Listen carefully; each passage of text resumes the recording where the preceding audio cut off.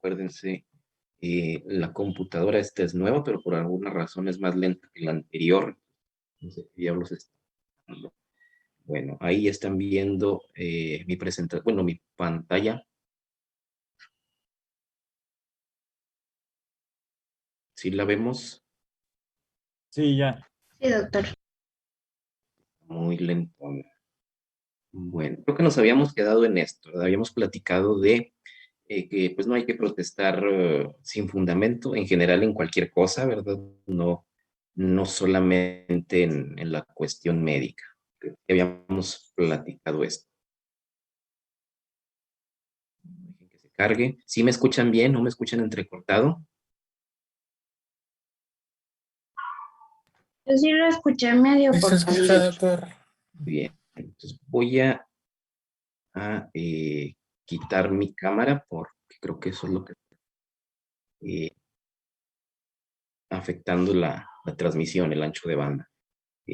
Bueno, ahí, Sí, doctor. y en cuanto al audio, ¿cómo se escucha? Sí, escucha bien. Bueno, esto Bueno, yo sí lo escucho bien. ya habíamos platicado esto del Código Penal y el Código del Estado de Durango. Sí, ¿verdad? Ya lo habíamos platicado, ¿o no?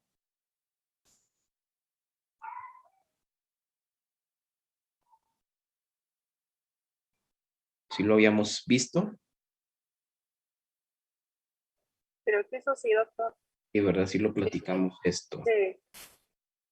Bueno, precisamente nos vamos a lo práctico. Sí, sí, me acuerdo, les dije que íbamos a ver en qué conductas puede caer el médico, muchachos, constituyan la mala praxis, en qué momento, qué podemos hacer.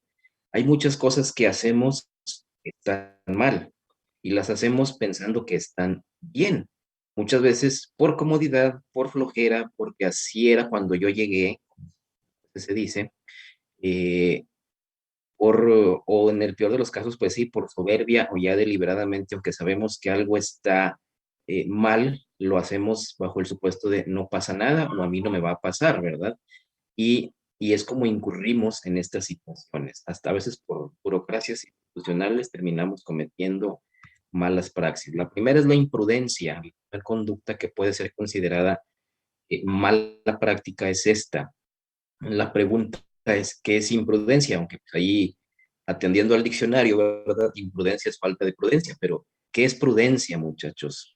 ¿Qué se entiende cuando decimos que alguien es prudente?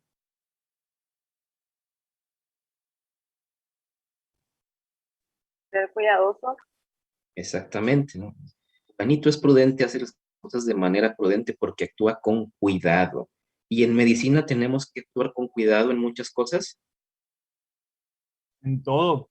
en Sí. todo, En todo. correctamente. Entonces, desde la prescripción de un medicamento debemos ser cuidadosos con la dosis, con la duración del tratamiento, con los efectos secundarios, con la indicación misma, eh, o con un procedimiento mayor, pues no se diga, ¿verdad? Entonces, los cuidados, la asepsia, la antisepsia, la higiene, la heparinización de un instrumento que se va a introducir a alguna circulación, verificar instrumentos, maquinaria, qué sé yo.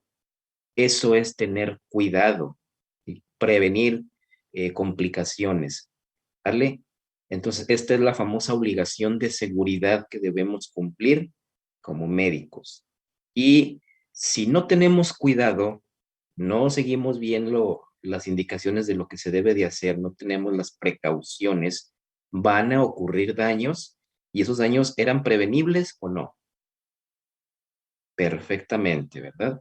Por poner un ejemplo, suponiendo que no se hiciera una adecuada antisepsia en un procedimiento quirúrgico, ni siquiera hablemos de una cirugía mayor, digamos una cirugía menor, vamos a quitarle un lipoma a un fulano ahí que tiene en un brazo, y no realizamos la correcta técnica de asepsia, ¿qué va a pasar?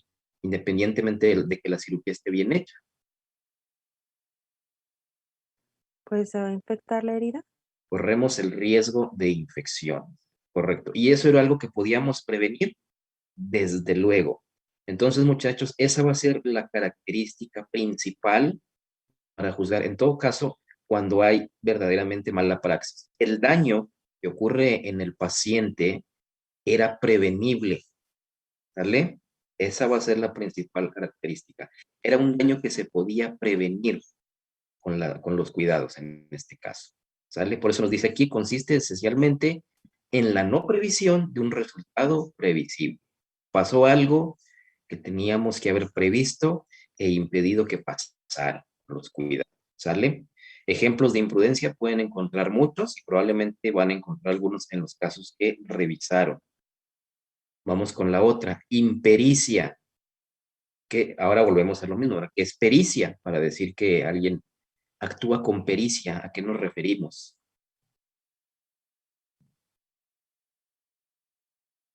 ¿Alguna idea? Cuando no se tienen, como dice ahí, ni el conocimiento teórico, práctico, la capacidad para hacer algo. Por ejemplo, cuando en derecho se habla de que alguien es perito, evidentemente los de tránsito, que es a lo que más asociamos esa palabra, pero perito significa experto, tiene pericia en algo. Ustedes son expertos, van a ser expertos en medicina y en la especialidad que escogen si hacen alguna.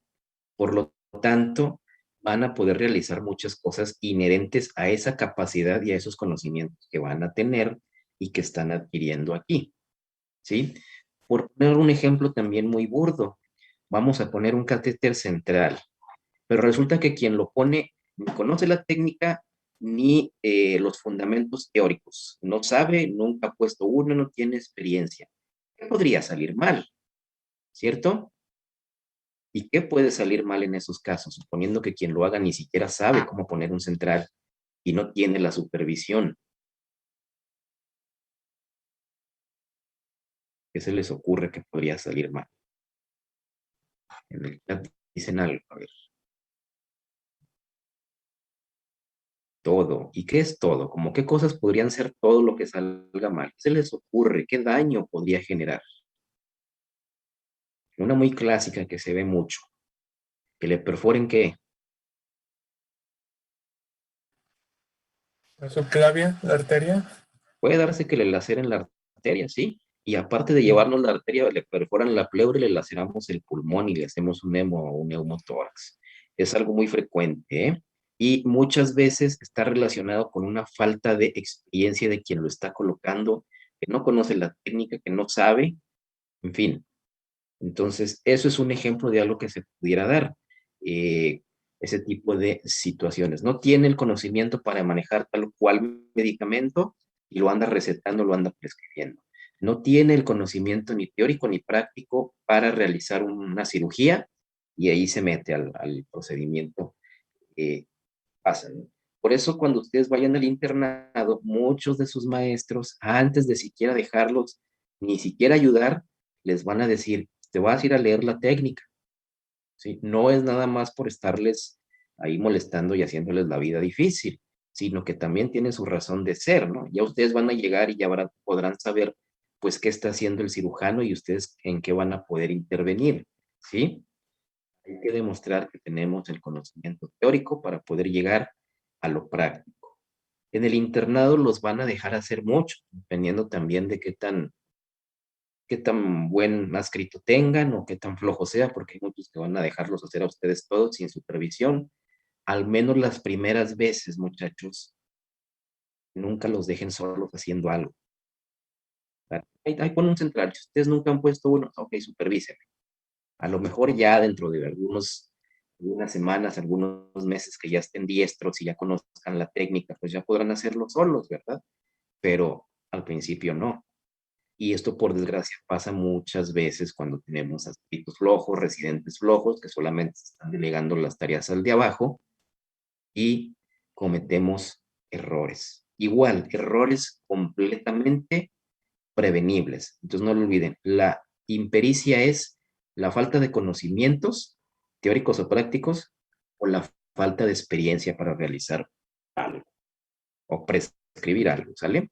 ¿Dudas con esa?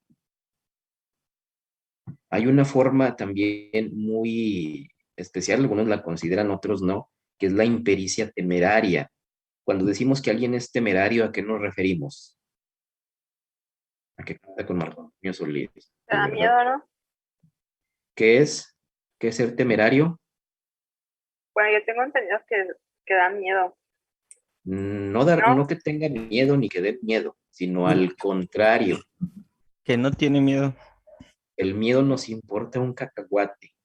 Ojo, muchachos, esta frase la van a escuchar mucho, sobre todo en las UCIN, en las unidades de cuidados intensivos neonatales y en pediatría. Échale todos los venenos, también en urgencia. No pasa nada. Sobre todo, por ejemplo, en pediatría, que hay que calcular las dosis de algunos medicamentos, de algunos fármacos con pincitas, exactas lo más. Y no pasa nada, tú dale todo el medicamento, no hay bronca.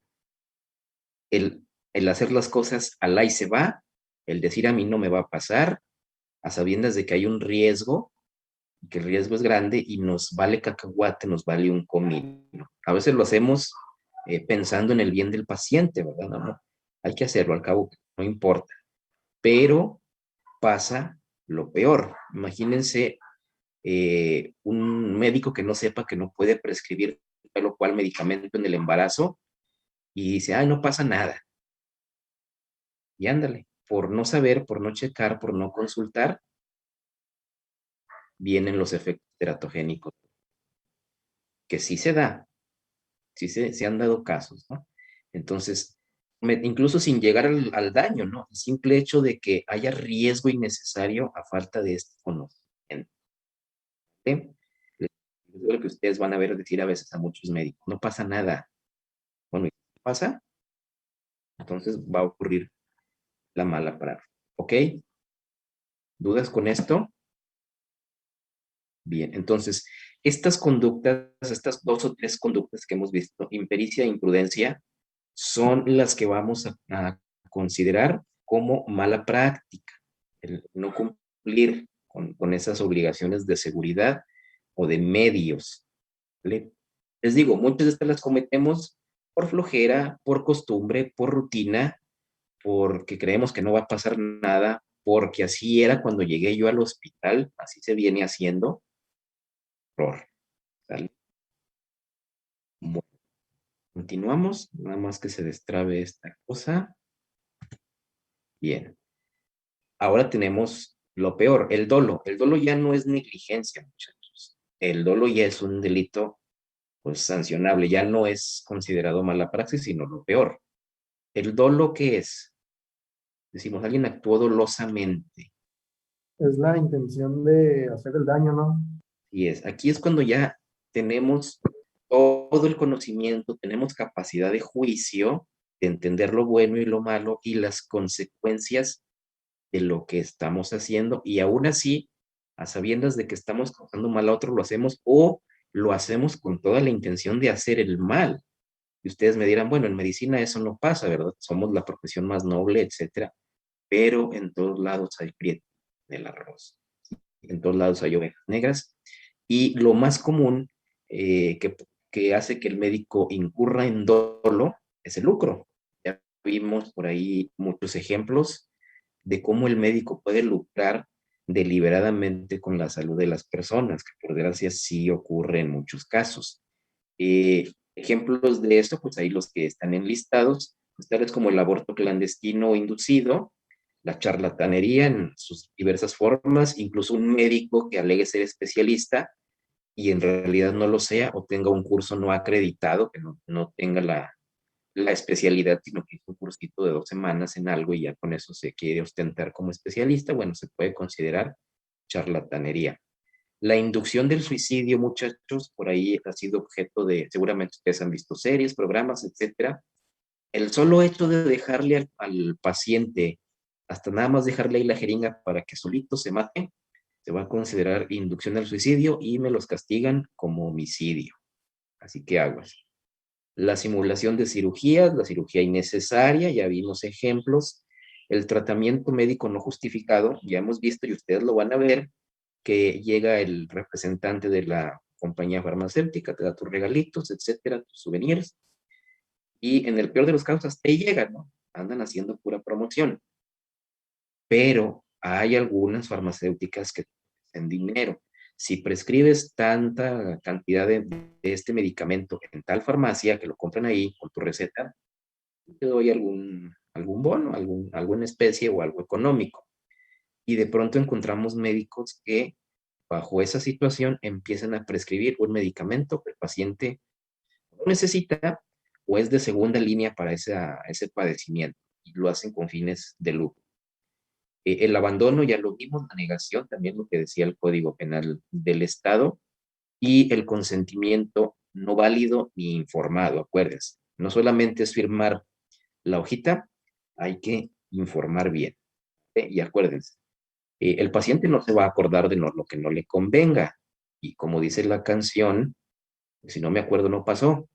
Igual va a ser para con nosotros. Si no está en el expediente, nunca pasó. Va a ser su palabra contra la del paciente y ahí es un volado 50. Entonces, aún en el consentimiento, habrá que en ocasiones especificar bien la información, ¿sale? Esto ya es dolo, cuando operamos ahí sin permiso. ¿Dudas hasta aquí? No. Ok, bueno, pues ya saben en qué puede pasar, no lo hagan. Bien. Entonces, ya derivado de estas condiciones que vimos en las que podemos caer, ¿cómo podemos establecer que si hubo una mala praxis en un determinado caso?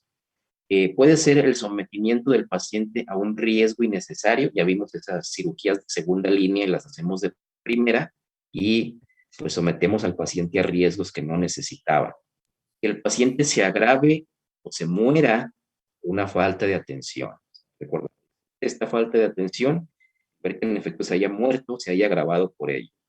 Es un poquito difícil en este aspecto porque muchas veces pues, el paciente ya viene muy mal, que ya hay poco que ofrecerle.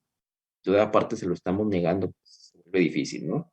Imagínense un paciente que llega con 800 de glucosa, cetoacidótico, en respiración de Kussmaul, se nos viene muriendo con un pH de 6.2, algo así, ¿no? Que ya venga de plano muy mal y todavía nos ponemos a negarle la atención, se nos muere. A veces es difícil determinar, los que andamos en estos businesses, hasta dónde realmente la persona se murió por su propio padecimiento y hasta dónde realmente se agravó por la falta de atención. Se vuelve difícil, ¿eh? Otra más, pues las lesiones injustificadas, que hablarían de violencia hacia el paciente, demostrar que el médico obtuvo estas remuneraciones fraudulentas o este lucro, ministro de medicamentos claramente inapropiados a lo que marcan los cánones de la medicina, la simulación medicamentosa, la violencia física al paciente o violencia moral. Sabemos que hay médicos que maltratan o insultan a los pacientes, ¿no? Se da mucho. El incumplimiento de obligaciones de medios, seguridad de resultados, que pues sería lo de impericia, imprudencia y todo ese rollo. Realizar actos sin el consentimiento de los comités y comisiones que pudiera haber en un momento dado. Por ejemplo, para la investigación en seres humanos, ustedes saben que existe esta declaración de Helsinki respecto de la ética para trabajar con este tipo de protocolos, ¿no? Entonces hay que hacerlo, o igual si hay comités, por ejemplo, hay comités de antibióticos, hay comités de higiene, de trasplantes, etcétera, en los hospitales. Hay muchos. Y a veces necesitamos el visto bueno de esos comités, ¿sale?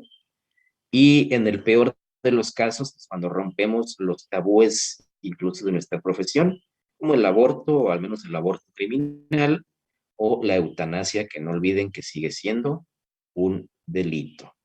¿Ok? Bueno, ¿dudas con eso? ¿No? ¿Seguros? Ujú.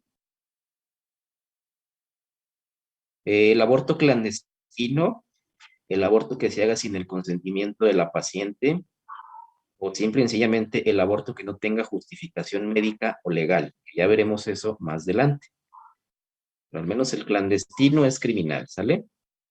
Y en muchas clínicas, en muchos hospitales, hay personal, a veces no necesariamente médicos, sino hasta personal de enfermería, que realiza abortos por debajo del agua, por debajo de la mesa.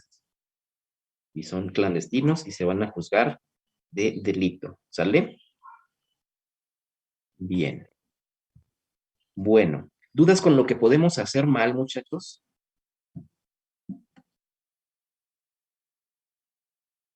¿No? ¿Sí? No, doctor. ¿Nos queda claro? Ok, bueno, entonces ya saben lo que puede salir mal, no lo hagan. Siempre, siempre actuar con cuidado y con prudencia, diligencia, etcétera. Ahora vamos a ver el otro lado de la moneda. ¿En qué situaciones el médico queda eximido de responsabilidad a pesar de que el paciente haya sufrido un daño? La primera ya la hemos comentado, cuando la responsabilidad recae en el propio paciente. Esto de que tiene que tener un estilo de vida saludable, de ser veraz en informar su propio padecimiento y sus propias condiciones al médico. Sabemos que los pacientes mienten por vergüenza, por descuido, por omisión o por tratar de lograr algún beneficio. Pero si nosotros con esa información errónea tomamos decisiones que afecten al paciente, y la responsabilidad va a ser enteramente de él o de ella, según sea el caso. Y lo importante, pues cumplir todas las indicaciones que le demos en la consulta o en el acto médico. Esta va a ser su responsabilidad. Y ya les había platicado este ejemplo del cirrótico, si mal no me acuerdo, ¿no? Les platiqué ese caso. No se los platiqué, creo que no, ¿sí? Vimos el tema. No, doctor. No lo Bueno, platico. este paciente, bueno, se murió, un paciente cirrótico, le detectaron la cirrosis y duró 6 meses todavía vivo y pues, al final de cuentas, falleció por complicaciones de... Al poco tiempo llega la denuncia a fiscalía, tenía un hermano abogado, quien dice que por culpa de los médicos que no incluyeron a su hermano en el programa de trasplantes, pues él se murió, que él probablemente hoy estaría vivo si le hubieran hecho el trasplante a tiempo. Según el abogado, pues por este retraso, por esta negación, por culpa de los médicos se murió, de acuerdo a él. Pero, oh sorpresa, cuando revisas las indicaciones y los requerimientos para un trasplante, dos cosas. Uno es que el tiempo de espera es de 2 años, medio, no hubiera llegado, ¿verdad? A los 6 meses. Y dos, un requisito fundamental es que el paciente esté desintoxicado por lo menos 6 meses, que ya haya dejado el alcohol. Y en el expediente se documentó, consulta tras consulta, cada mes de control, sigue tomando. Los mismos familiares eran los que decían, él sigue tomando, o sea, no es ni siquiera un invento del médico, estaba documentada esa situación. Pues bueno, ¿cómo lo metemos al programa de trasplantes si él no cumple con esa indicación? Hay que dejar de tomar. Es enteramente responsabilidad y como vemos es un argumento legal. Está ahí en la ley de salud como lo vimos. Ok. Bien, seguimos.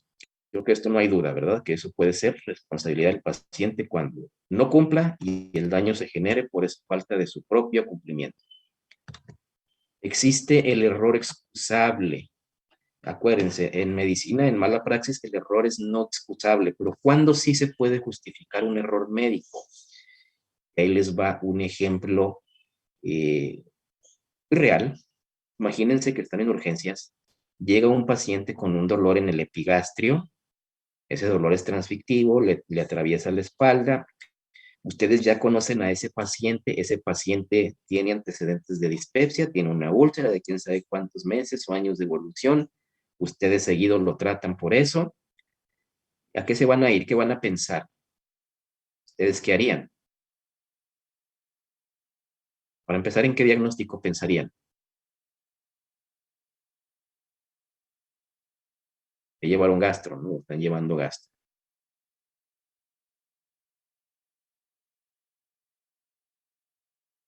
¿Qué pensarían? Pues es otra vez la úlcera, ¿no? Es probable que otra vez esté dando lata esa enfermedad. Y luego nos dice el paciente, pues es un dolor ligero, etcétera, bla, bla, bla. Y si resulta que se nos estaba infartando, se nos murió de un infarto y no sabíamos. ¿Puede juzgar al médico por esa situación como una mala praxis? ¿Qué creen? ¿Sí o no? Yo digo que había de haber descartado el infarto siempre, ¿no? No importa, aunque ya lo conozca. Y una es esa, pero ¿qué te hace pensar el padecimiento y los antecedentes de ese paciente. ¿Qué te hace pensar de primera intención? Pues sí, que es la úlcera Es todavía. la úlcera, ¿verdad? O sea, tú te vas Ajá. por lo más lógico. Entonces, son excusables errores de diagnóstico y de tratamiento cuando la información que tienes, los antecedentes, el cuadro clínico, eh, te pueden orientar a otra cosa, ¿no? O sea, tú piensas correctamente en tu cadena de razonamiento, en tu juicio, y fundamentas porque el cuadro te da otra idea y resulta que era algo completamente distinto. No olviden que en medicina hay enfermos y no enfermedades. Entonces, es frecuente escuchar también, lo van a escuchar si alguna vez no lo han hecho, hay algunas enfermedades que se les conoce como las grandes simuladoras. ¿Han escuchado ese término? Bueno, hay enfermedades que pueden parecer todo, ¿no? La tuberculosis, la tromboembolia pulmonar, son las que suelen ser consideradas así, porque pueden parecer o presentarse con cualquier cosa. Entonces, inclusive puede darse el caso que te llegue un paciente con puros pródromos. Nada más tengo un malestar general, cansancio, etcétera, y pues no te dice nada en realidad, ¿no? Esos dos síntomas no te dicen nada. Tengo dolor de cabeza. Bueno, el dolor de cabeza puede ser por un millón de cosas. Tú das tratamiento para el dolor y pues ya observas o vigilas o le das cita abierta. Hasta que tiempo después, como luego a veces se dice, florece el cuadro, ¿no? Cuando empiezan a aparecer ahora sí más signos y síntomas, te van a orientar correctamente a qué diagnóstico tenía. Es muy común en nuestro medio aquí en estos casos que una persona denuncia pues todas las atenciones que recibió desde el principio en mala praxis. Cuando uno ve los primeros que atendieron al paciente, uno se da cuenta que sus errores son excusables porque en ese momento el paciente no tenía los signos o síntomas de la enfermedad que al final resulta ser.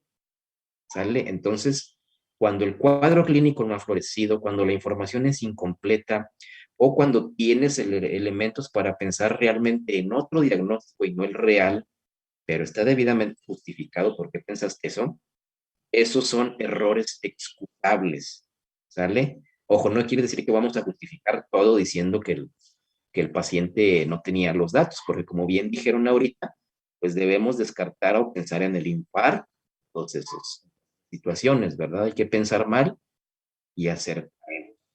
Pero bueno, aquí les digo, eso son casos reales esos que he visto, donde pues te orientan o te hacen pensar cosas, ¿vale? Eso es error excusable. ¿Dudas con ese? Ok.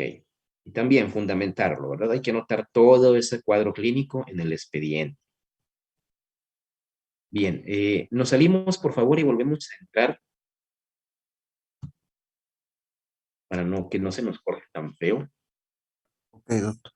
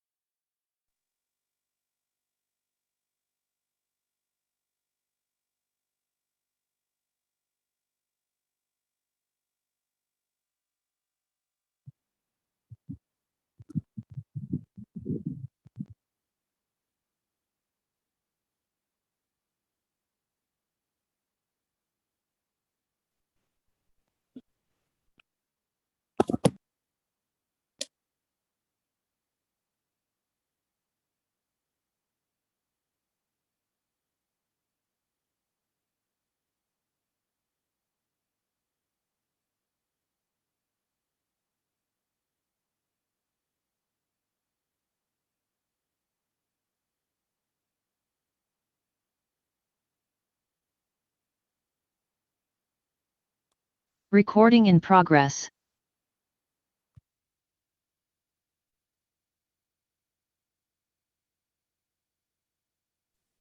Ok, bueno, ¿sí me escuchan bien? Sí, doctor. Bueno, ahí una disculpa, pero pues les digo, tengo una lap, pues, en teoría es nueva, tiene los mismos gigas que la de RAM que la otra, pues esta es mucho más lenta, no sé qué diablo le está dando o tenga algún- me está costando entrar, tengo que quitar el video, en fin, bueno, vamos a ver si no se traba otra vez. Ahí va la presentación.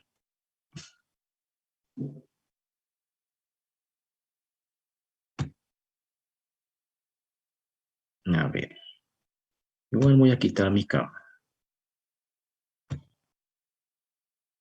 Ya ven todos, por lo menos mi pantalla. Se está cargando. Ah, ya está. Ok. A ver, eso porque tuve incluso que darle, acabarme la presentación para poder salir de ella, por lo mismo de que les digo, se veía nada más la lentitud. Tendré que ir a quejarme ya a servicio al cliente.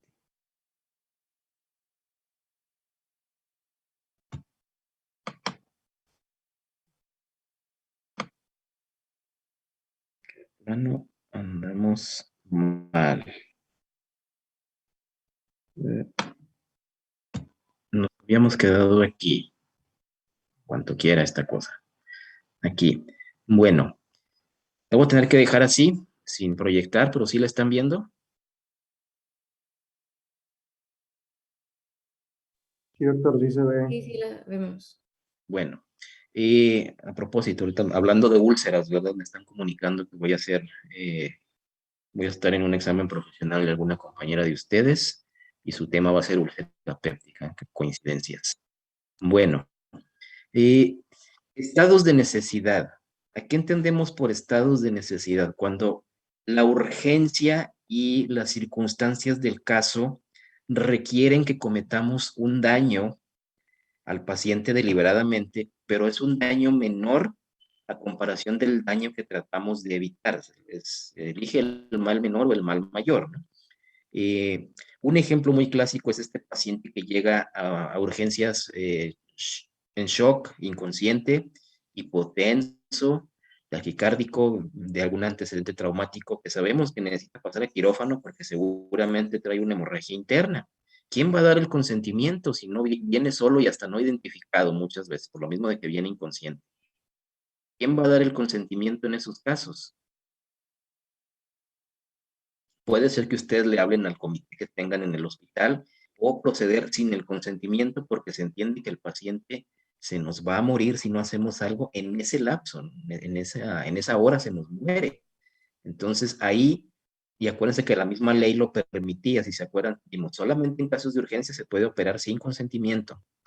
Eh, ahí podríamos decir eso, ¿no? Era un estado de necesidad, había que salvar la vida del fulano porque había un riesgo real de que se iba a morir.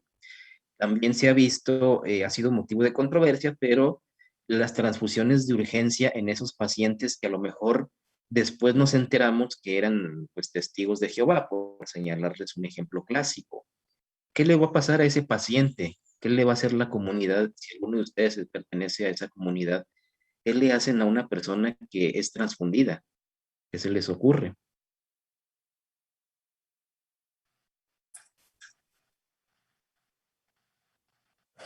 Creo que los excluyen de su comunidad completamente, ¿no? Que los sacan En completamente. efecto, son comunidades hasta ciertas hectáreas, entonces van aislando poco a poco o de plano expulsan a esa persona de la comunidad o la aíslan, ¿verdad? Ya no le hablan, ya no la toman en cuenta para las decisiones y eso para ese testigo es un daño moral tremendo, ¿sí? No lo olviden, pero lo justificamos en el hecho de que, bueno, venía inconsciente y se iba a morir. Entonces, pues son situaciones. Para nosotros como médico es una justificación el decir había un estado de necesidad. o aplicar un medicamento sin saber que el paciente era alérgico, aunque sabemos, por ejemplo, que hay collarines donde se puede colocar nuestros datos o nuestras alergias. Si no los trae, pues ni modo. Hacemos lo que podemos, ¿sale? Evitando ese mal mayor. También ha sido para nosotros en fiscalía muy común, cuando se muere una persona en hospital, llega con fracturas de costillas y a veces hasta se le laceran los pulmones debido a las RCPs vigorosas. Y pues uno como médico que pasa el informe, lo lee la familia, se los dan para las cuestiones de seguros, el informe de la autopsia, y quieren denunciar a los médicos por ese daño. Era eso, la intención era sacarlo del paro, ¿verdad? Que viviera, podías tener a tu paciente vivo y sin fracturas, vivo y fracturado o muerto y sin fracturas, que a final de cuentas, pues, de todos modos falleció, pero la intención era salvar, evitar la muerte de ese paciente, y las fracturas, pues, son un daño menor, el daño mayor era morirse, ¿no? Y sí ha habido personas que quedan vivas, salen del RCP, salen del paro, fracturados, y viene la inconformidad, digo, bueno, es eso o se muere, ¿verdad? ¿Qué quieres? ¿Quieres que esté muerto con sus costillas completitas o lo quieres vivo aunque las van a sanar eventualmente? Entonces, esos son estados de necesidad donde debemos actuar y a lo mejor vamos a causar un daño, pero previniendo uno más grande. ¿Sale? ¿Dudas con ese?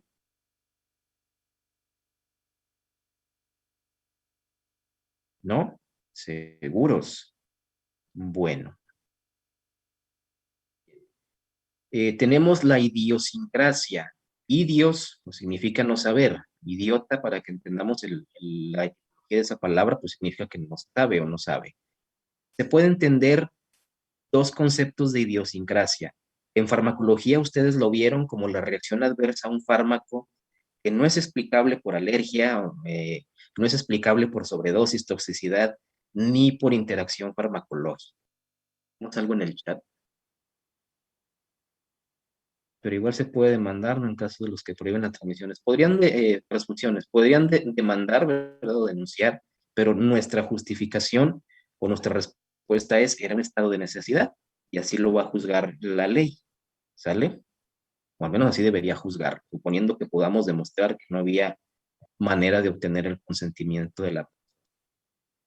Bueno, retomamos, decía, idiosincrasia puede ser una reacción adversa a fármacos no explicable por esos mecanismos que actualmente pues se sabe que mucho depende de la carga genética, ¿no? Lo que antes se llamaba farmacogenómica. Ahí se podía explicar un poco de idiosincrasia en farmacología, pero también podemos entenderla en un concepto más amplio cuando son situaciones que escapan del control del médico y que son las que motivan la denuncia o controversia, ¿verdad? La inconformidad. Por ejemplo, ustedes van a meter a un paciente en una cirugía, pues, digamos, hasta cierto punto electiva, van a meter una cole, por decir un ejemplo, una colecistectomía, y en ese lapso, pues llega un baleado y hay que meterlo a quirófano. ¿Qué va a pasar, muchachos? ¿Quién va a entrar a quirófano? El baleado. Baleado, ¿verdad? Se nos viene muriendo. Entonces, es algo que no está en el control del médico tratante. Pues lo reprogramamos y a lo mejor en ese ínter de haberlo reprogramado, el paciente se complicó. Bueno, por desgracia, no está en las manos del médico ahí el haber controlado ese retraso en la atención médica. Entonces, son cosas que están más allá de nuestro alcance. Imagínense que a mitad de la cirugía haya un sismo, ¿no? Y por estar ahí cuidando la situación, el paciente se nos lastima. Ciudad de México ha de ser muy común, ¿no? Hay acá rato hay sismos cada 19 de septiembre, aguas. Entonces, son situaciones ajenas al personal. También aquí pueden incluirse, aunque en realidad son las responsabilidades de tipo institucional, muchachos. Las instituciones también tienen su responsabilidad y es bien importante a veces hacerlas notar en el expediente médico, como cuáles, la carencia. No hay equipo, no hay personal, no hay material para trabajar, o no se dispone de tal situación y hay que esperar a que en otro hospital se haga. Yo aquí puedo ponerles muchos ejemplos. Yo hago peritajes particulares en Coahuila. Yo no puedo, por razones, pero si a lo mejor yo he trabajado unos 10, 15 dictámenes particulares en mi experiencia, más de la mitad son pacientes que han fallecido debido a la falta de una CEPRE. ¿Sí saben lo que es una CEPRE, no? Ya saben. Ah, no, todavía no, ¿verdad? Apenas estamos empezando el curso. Todavía les pregunto cosas de gastro cuando apenas estamos empezando. Bueno, una CEPRE es una colangiopancreatopatía retrógrada endoscópica. La van a ver por ahí en los casos de litiasis biliar, cuando se impactan por ahí. Y este procedimiento es tanto diagnóstico, ver dónde está la obstrucción, como terapéutico. Ahí mismo retiran o deshacen el lito. Hay muchos pacientes en Coahuila que han fallecido por complicaciones porque en todo Coahuila, o al menos en todo el sur de Coahuila, no sé cómo sea para allá, para el norte, el único lugar donde se hace la CEPRE es en Saltillo, en gobierno. Entonces, hemos tenido muchos casos, bueno, yo he tenido muchos casos de IMSS, del Hospital General de Torreón, donde el paciente ha muerto debido a que no alcanzaron a programarle la CEPRE, ¿verdad? Que hay que hacer fila en Saltillo hasta que le den la cita. Mientras tanto, el paciente se está complicando y no se le puede hacer más. O al revés también, hemos tenido pacientes que se han complicado después de la CEPRE porque ya venían muy mal y la CEPRE los acabó de fregar y se nos mueren a ellos, pues. Y son responsabilidades institucionales, porque también ustedes podrían decirme, bueno, si es en Saltillo, pero pues vamos al Español, si vamos al Ángeles, o inclusive aquí en Gómez vamos al Sanatorio San José, que es de los más fregaditos particulares que hay, tienen CEPRE, tienen el personal para ello. ¿Por qué no se lo subvenciona el IMSS? Porque por desgracia es hacer muchas burocracias, como es dinero que se le va a dar a una entidad particular, pues es mucho trámite. Y en ese trámite el paciente se nos muere por falta de equipos y por burocracia. Eh, en la 51, aquí para los que sean de aquí de Durango, sabrán que la 51 recibe pacientes accidentados de la carretera Ciudad Juárez. Imagínense la cantidad de accidentes que hay en esa carretera pues, en un solo día, y son pacientes que llegan con traumatismo craneoencefálico. ¿Y qué creen, muchachos? Hasta hace apenas unos 3, 4 años no había tomografía. ¿Ustedes creen que sea necesaria la tomografía en esa clase de pacientes? Sí, claro. Te ayuda a tomar decisiones, aunque digas, bueno, pues ya sé clínicamente que tiene una hemorragia cerebral y todo, pero es importante a veces para tomar decisiones clínicas. Y antes era, pues si va a la tomografía, hay que esperar a que haya lugar en la 71. Y 71 recibe de 4 estados. Era absurdo que solamente en la 71 hubiera tomografía porque es el único hospital de concentración, pero burocracia SIMS, ¿no? Actualmente ya la 51 tiene un tomógrafo, no sé, la 46, que la 46 recibe todo lo de la carretera Durango. Entonces imagínense cuántas vidas se perdieron por la falta de este estudio o la falta de una terapia intensiva, que créanme, ni la 46 ni la 51 tienen terapia intensiva. Tienen improvisado alguna habitación, pero no es una terapia intensiva en forma porque no deberían tenerla según pues, lo que marcan los reglamentos de IMSS, las de ellos, cosa completamente burocrática que igual. Y se mueren pacientes por falta de un intensivista, ¿no? Si no hay terapia intensiva, menos va a haber intensivistas. Puedes esperar hasta que la 71 tenga cama. Muchos de esos casos terminan ahí conmigo. Así que aguas. Entonces, también hay mucha responsabilidad institucional. ¿Sale? ¿Estás hasta ahí?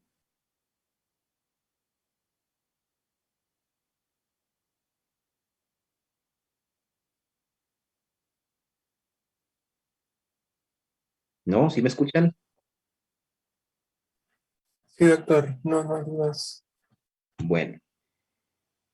Vamos a tratar de terminar ya en estos 8 minutos que nos quedan.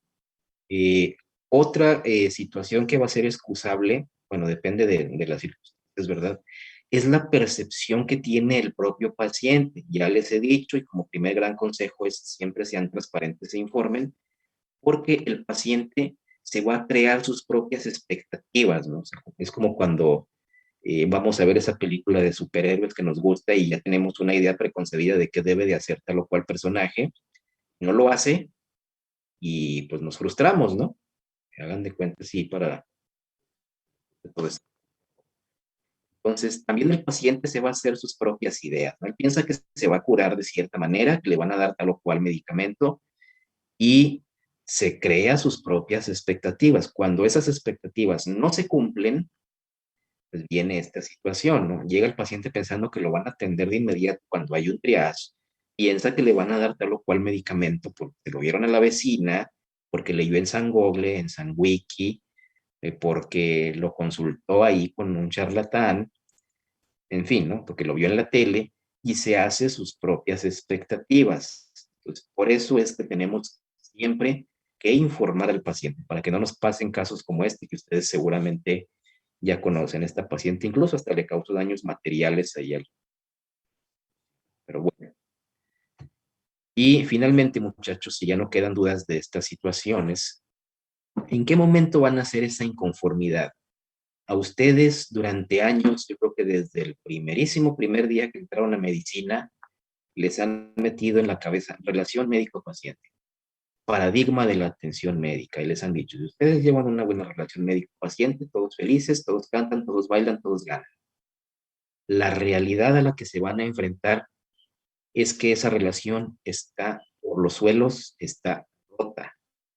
La tremenda realidad del sistema de salud mexicano y de muchas partes del mundo, porque el médico se ha alejado del paciente por situaciones de tecnicismos, de que la ciencia avanza más allá de la clínica, o por soberbia profesional, por desgracia eso también lo vemos muchísimo, donde el médico se siente superior al paciente y quiere tomar las decisiones por él, o lo minimiza, no lo toma en cuenta, lo maltrata. También el paciente tiene su lado en este desastre. El paciente ya vimos tiene sus ideas, el paciente ya viene con una idea de que le van a dar una mala atención, llega exigiendo sus beneficios, pero se olvida de sus obligaciones. Es decir, el paciente ya llega eh, con las garras extendidas. Nosotros médicos ya estamos con la espada desenvainada. ¿Qué podría salir mal, verdad? Entonces, como dijeron ahorita, pues todo, ahí sí. Y si le sumamos la institución que te está presionando, tienes que ver tantos pacientes en tanto tiempo, que te dicen, haga aunque no tenga material, porque hay que cumplir las metas, hay que cumplir la estadística, pues todavía, ¿verdad? El referee que tenemos también ya está ahí con las pistolas apuntando. Todo va a salir mal.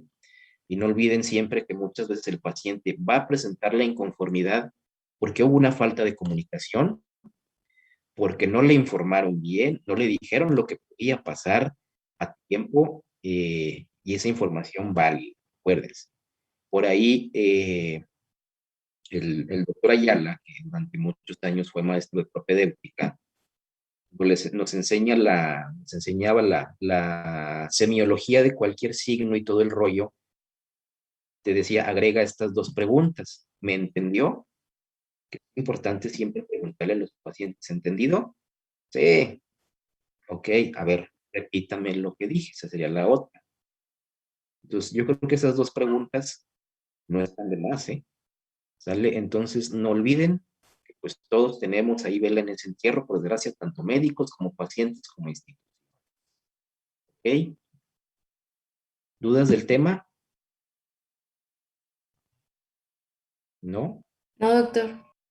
Pues como ven, pues es un tema bastante largo, es un tema que tiene muchas aristas, tiene muchos matices, y esto también es solo una embarrada. Claro está que si un día quieren agarrar los libros, pues van a encontrar mil y un cosas. Bueno, entonces no olviden las circunstancias en las que podemos caer. Entonces, tarea para mañana, y para el jueves, sus casos, ahorita ya con esta nueva perspectiva que han visto de qué puede salir mal, qué puede salir en lo que se puede justificar, traten de hacerse una idea. ¿Incurrieron en impericia? ¿Incurrieron en imprudencia? ¿Es excusable la situación que nos están demandando, denunciando a ese médico? Y el jueves vamos a revisar casos, ¿ok? Pero ya tienen la idea de cómo más o menos juzgar si hubo o no mala praxis. ¿Sale? Entonces, no habiendo más, pues fuga. Vámonos. Ya dijo, doctor. Gracias, doctor. Gracias.